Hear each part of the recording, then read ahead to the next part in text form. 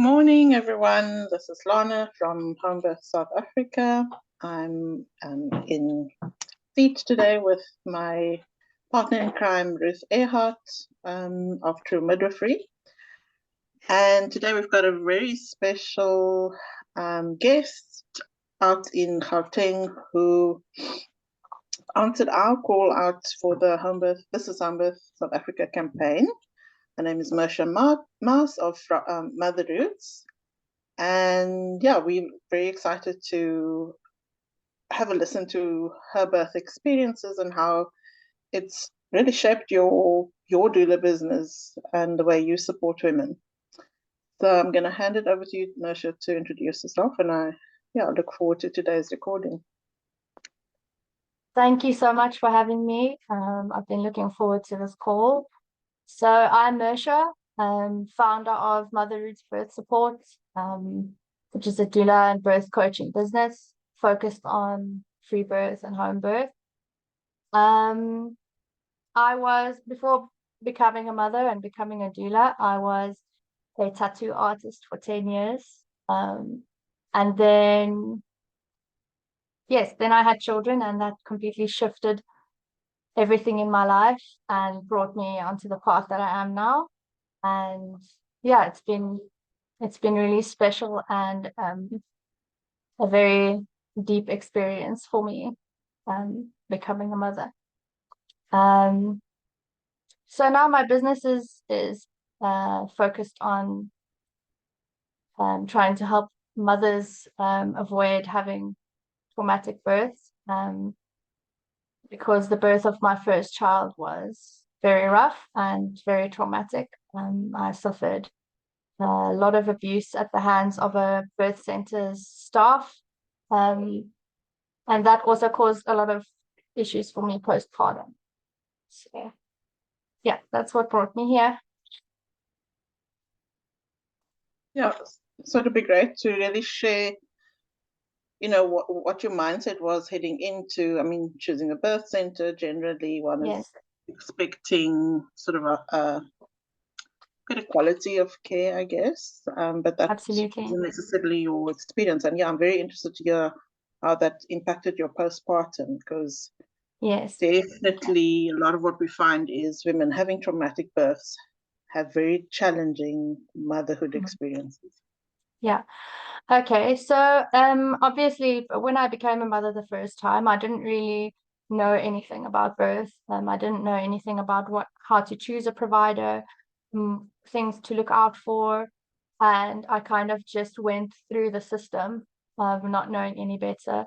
I did have a wonderful doula who did guide me a lot, and I did try to have a hands-off birth, but I didn't know how much of a fight that would be in the end. I thought it would be a little bit easier. I trusted that system a bit more. And so basically I spent a lot of time birth planning with my doula and creating like this wonderful, like idea for myself of what this birth should be like. And the opposite happened. And I'm grateful for it now because it opened my eyes a lot to what really happens to women in medical settings a lot of the times. And postpartum was, I was separated from my baby after birth due to low oxygen for her, and for me due to retained placenta, which I now believe was caused by the interventions that were used. And I was in a complete state of dissociation and shock.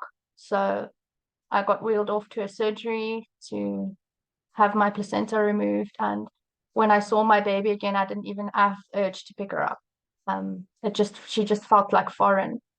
And I did do a lot of work in the first 2 years with her to reestablish that connection. And we breastfed, and still breastfeeding actually until next week is our cutoff date for her. She decided that on her birthday she would like to stop breastfeeding. So but it was a hard journey. I had a lot of anxiety We didn't sleep well. She didn't sleep well as a newborn at all, because obviously I wasn't comfortable. So if I don't feel secure, there's no way she was going to be a calm baby.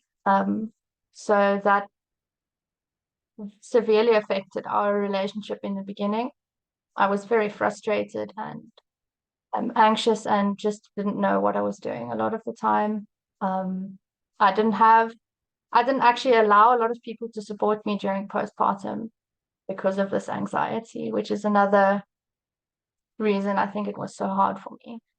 It's because I didn't allow support for myself. She was also she was vaccinated against without consent from me. So I was still under the influence of the medication, of the procedure that I had done, when they asked me to do a bunch of things for her.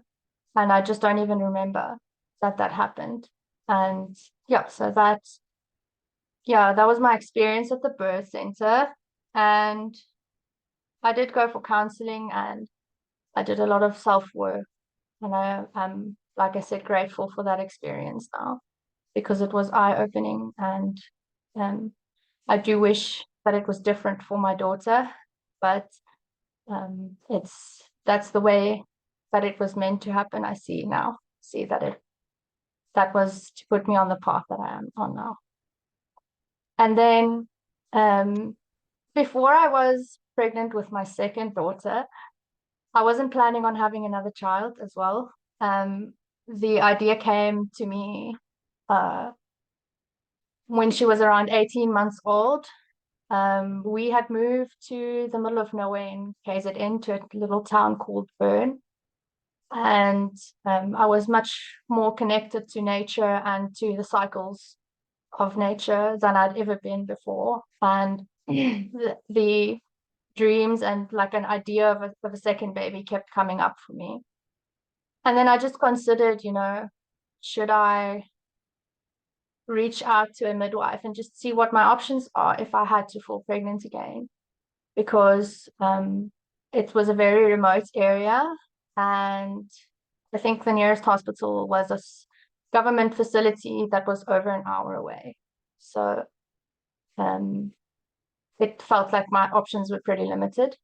So I found a midwife who I'd met in my first pregnancy, who gave me some prenatal classes, and I always thought she was like a fantastic midwife. And I phoned her and I asked, I'm in a rural area.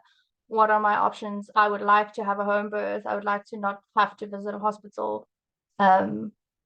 She knew about my experience at the birth center and what had happened. And she immediately said that I would be high risk because I'd retained a placenta without even, I wasn't even pregnant the second time and I was already high risk. So that phone call, when I put the phone down after hearing that, I just decided I'm having a free birth. There's no other option for me, really.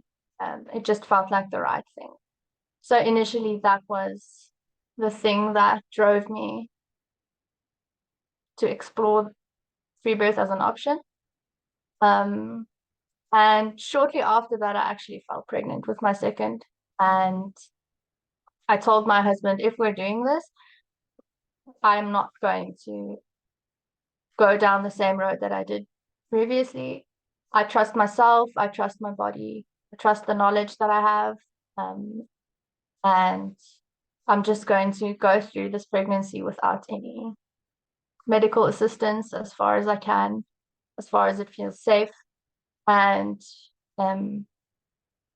he was a little bit unsure of that at first, but he knows me, and I told him that if he doesn't agree, then he's just going to have to be very uncomfortable, because I wasn't going to change my mind.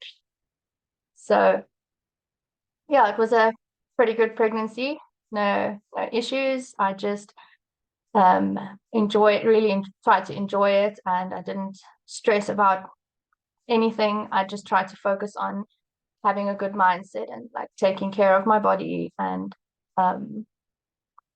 at times it was a little bit challenging with when people were asking questions around um, the birth and what my plans were, obviously, because I was in the middle of nowhere. A lot of people had questions. So in the beginning, I tried to explain, what I thought would be a good idea. And I very quickly realized that people were not open to hearing that at all. So I just started becoming more and more vague when someone would ask a question. So if someone said, what is your due date? I would just say, oh, somewhere around the end of the year. And if they ask, oh, are you not nervous? Oh, no. I just was very vague and not bothered at all. Because the more I tried to explain and I convinced people, it was like the more they pushed back with like, you have to get tests and you have to do this. And I just wasn't comfortable at all with any of it. So yeah, I kept it vague. Our families, my family and my husband's family, we didn't actually tell them at all what our plans were. When someone in my family asked, I would just say that I'm still deciding and that I have various options that I'm looking at. And I refused to discuss it any further than that because I knew that they would be the people who would be able to plant out. So I just protected my pregnancy in that manner by not even opening that door for someone to plant out.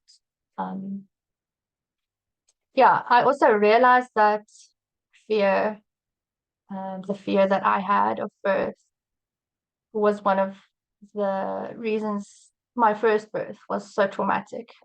A lot of it was my own fear. It was self-manifested. So I took responsibility for that and decided that I would work on myself and my perception of birth and really overcome that fear that something would go wrong. And I just decided to trust, just trust. I didn't overwhelm myself with information. I didn't, I tried to listen to only stories that only spoke to people who I felt were aligned with me. So I tried not to listen to like a bunch of different birth stories. I just, if I knew, if the birth story sounded like, okay, this is something like that I would want, then I listened to it. And otherwise, I was very like, I don't want to hear or see anything that's gonna create more fear within me. Yeah. So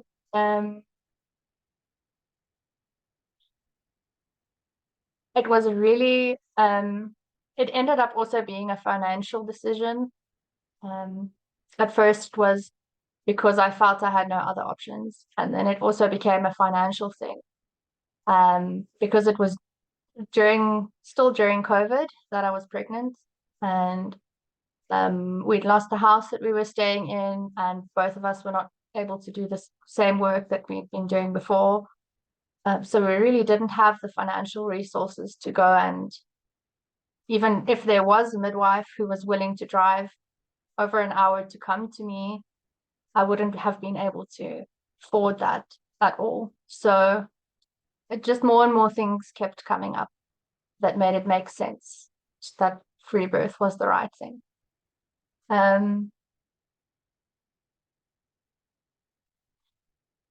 So one of the things that I did do to plan this birth and help me with the fear aspect of it was I had what I call a birth map, and a strong emergency plan, more for my husband than for me, so that he also felt like,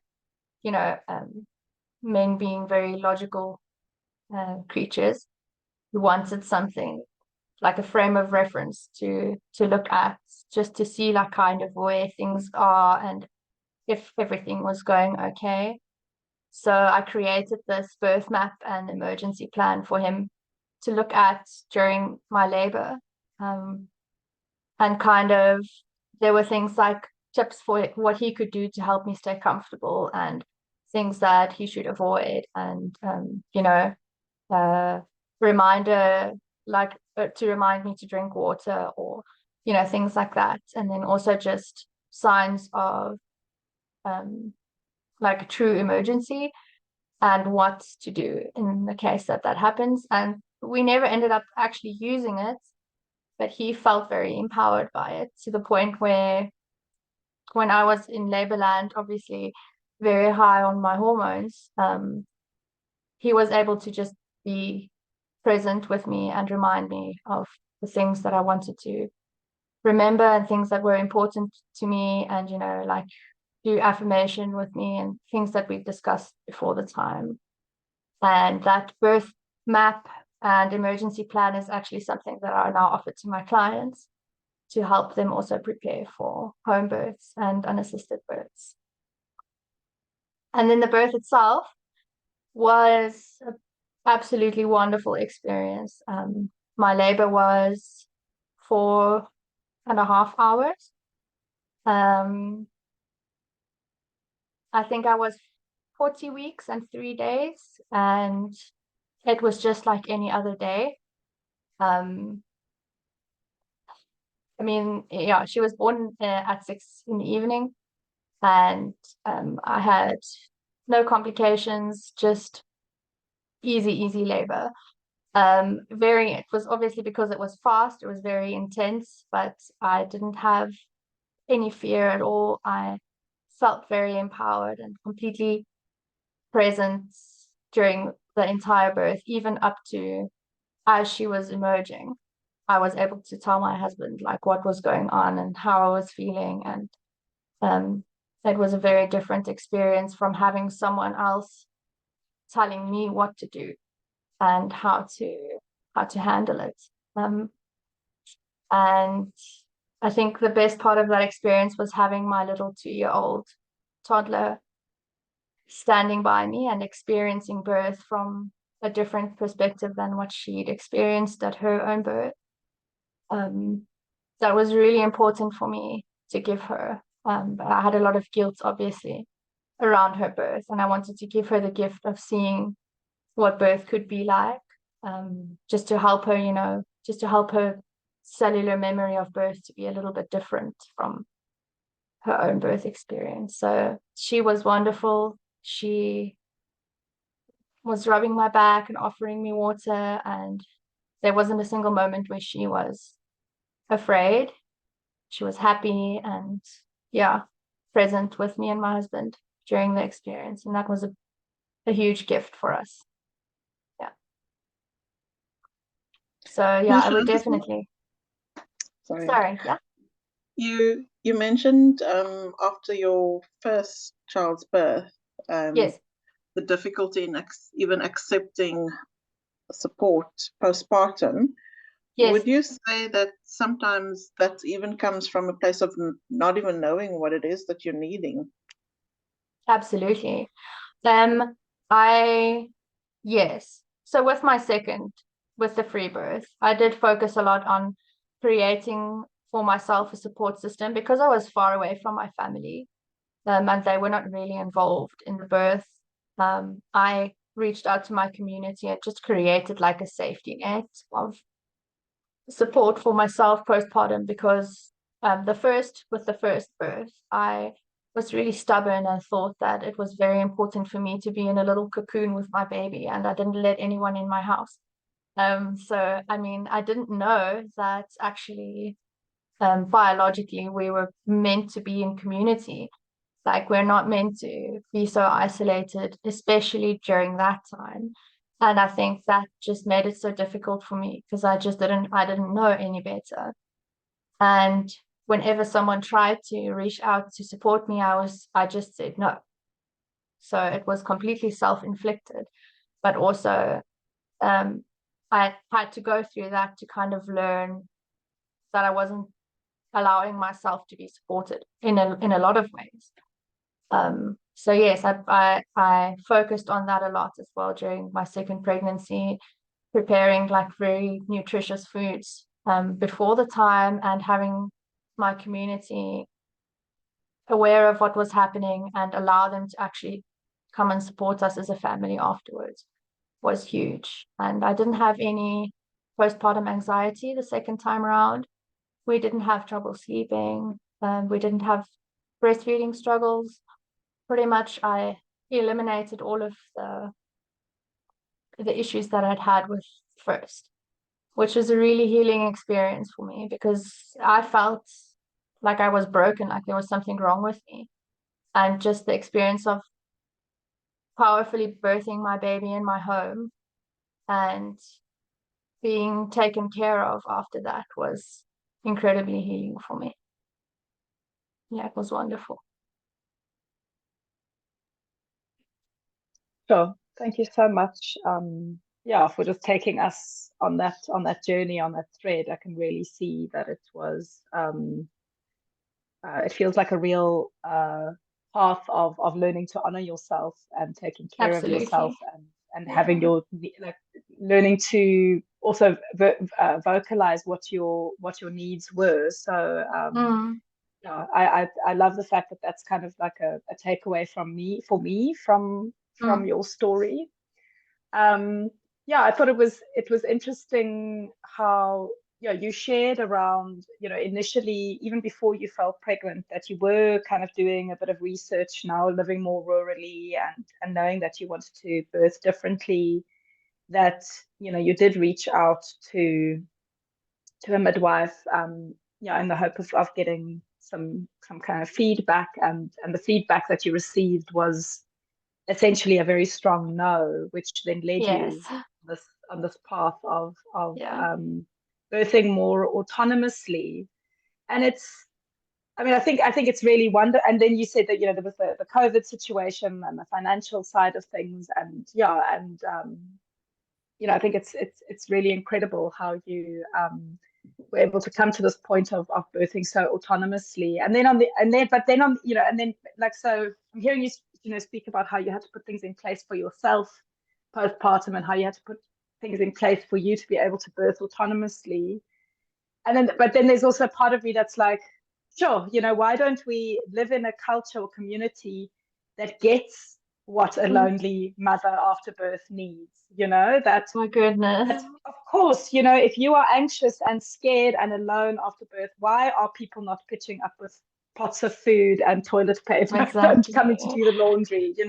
Why is it that when you phone a midwife up to just share your heart and to be able to speak to somebody who's the definition of midwife is with women, tells you that there's something wrong with you, so there's, on the one hand, I really think it's so incredible, the way that you took these challenges as ways to strengthen yourself and put yourself on this road of really honoring yourself. But then on the other hand, there's an element of sadness for me that we live in a culture that doesn't hold us, that we have to constantly be pushed into a place of either allowing these systems or these cultures to just be perpetuated, or we have to be this really strong and autonomous beings to get what it is that we know is right for us. I don't know what my question is, but that's kind of just, I suppose, something that's coming up for me, and maybe you want to say something in response to Thank you.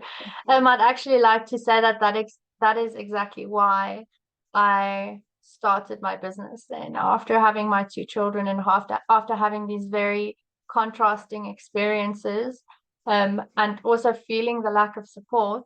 I was like, well, I have to do something about that. Like, if I can offer what I needed just to other women and help them, potentially avoid going through what I had to go through, then why would I not? Like, that was a huge inspiration for me to step up and offer myself to women, to support them in every way that I can. And I feel every single mother deserves that, whether they're aware of it or not. So I do birth coaching specifically on mindset, and also being aware of what you need postpartum and what you need during pregnancy. And I really trying to be there for women so that they're not alone or as alone during this journey. Yeah.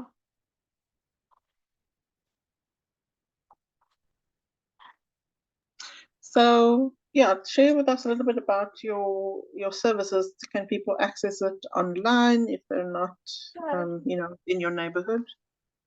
Yes. So I have a in-person doula support, which is obviously for people in my area, in Johannesburg and Greater Gauteng area. And then I also have online coaching services. So you can hire me as a virtual doula, and then we do weekly calls, and you know, I do like prenatal visits, which are obviously then virtual, and chat support and things like that. And then I also have some herbal products that I sell, that are also pregnancy and postpartum support. Most of them are, yeah. So they're all handmade, organic, little herbal products that are available on my Instagram. And yeah, anyone who wants to check out my services and my Instagram, it's Mother Roots Support. So mother underscore roots underscore support. I'm sure you guys will link to that.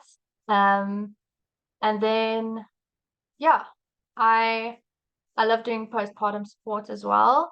So I do in-person postpartum visits with herbal steaming and meal planning, and yeah, all the support for the mamas.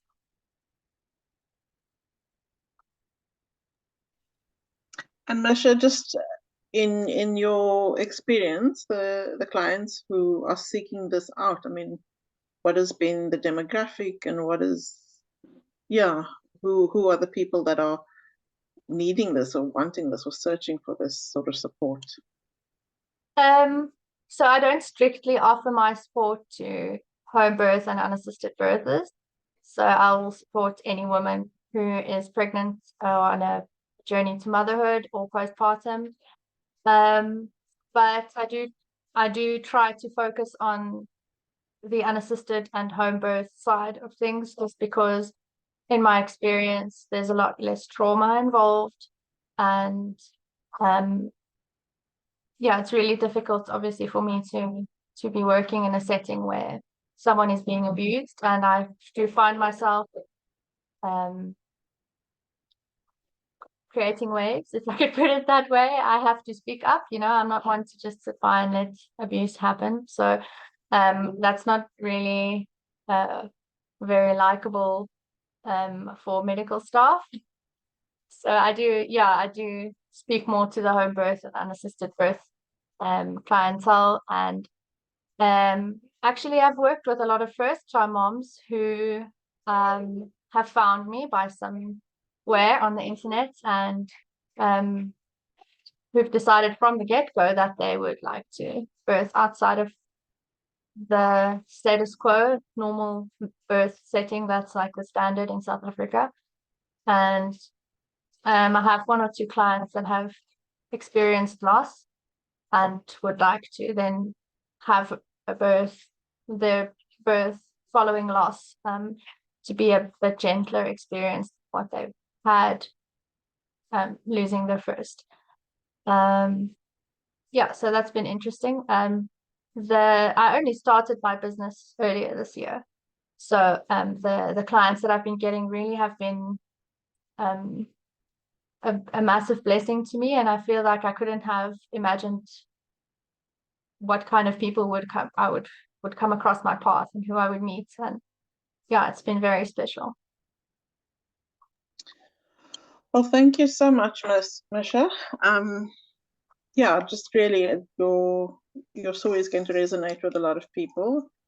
And yeah, as you mentioned, we will be sharing links to your Instagram, Facebook, website if people want to search you out. And yeah, hopefully your postpartum business continues to grow and your birth supports. Thank you. Yeah, thank you so much for making time to sit with us today. Thank you. Thank you so much. I really appreciate you guys taking the time, and for the work that you're doing. Also, I thank you. It's very dear to my heart, and it's wonderful to see women supporting other women and sharing stories, and important work. So thank you. Thank you. Many blessings on your path and your work, and what you're doing for other women, but continue to take care of yourself, because it's a big thing to take on. And thank you for making the time to share your story with others. It's really precious the way that we are weaving an incredible web of stories and sharings and resources across the country, and really being able to show the diversity of what it looks like to birth at home. So thanks for being part of that. Thank you so much. I appreciate it.